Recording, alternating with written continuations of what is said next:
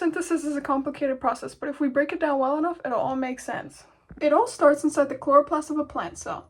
And within the chloroplast, there's these little discs called a thylakoid.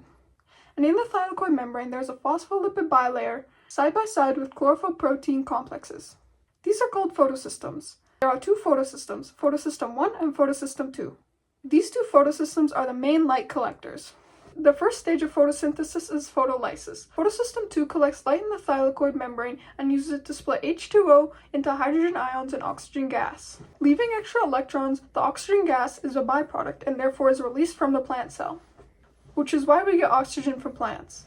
The hydrogen ions and electrons from photolysis are used to create NADPH and ATP. The ATP synthase complex is a complex protein that uses chemiosmosis to encourage hydrogen ions to move along the charge concentration gradient, going through the ATP synthase. ATP is an energy source for the cell and is used to carry out cell processes.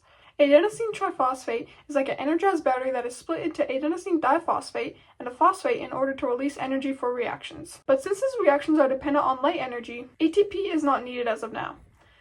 Hydrogen ions and excited electrons go through the ATP synthase complex, releasing energy and forcing the ADP to pick up a phosphate and electrons. This is called phosphorylation. Hydrogen ions are also used to force NADP to pick up electrons and protons, which are the hydrogen ions, creating NADPH, which serves as a great electron carrier, which is useful for later stages. The reason as to why the electrons are excited and energized bring us back to our photosystems. Photosystem 2 energizes the electrons with light energy, aka photons, and the electron goes through a game of hot potato between photosystem 2 and photosystem 1, having a reduction and oxidation reaction, which makes the electrons lose energy, this being the electron transfer chain, and ends up being recharged by photons in the photosystem 1. This process is used in order to make the ATP and the NADPH. All of these reactions so far have been dependent on light, which now will lead us to the light-independent Calvin cycle.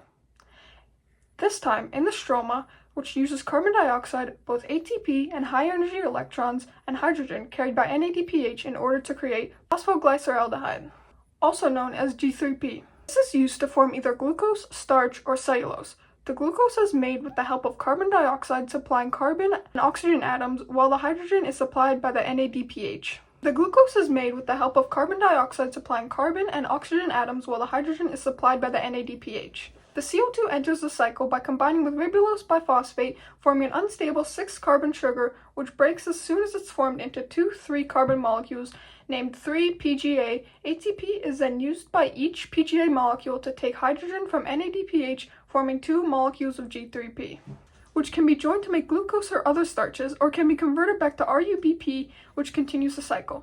This is all how photosynthesis takes place. Thanks for listening.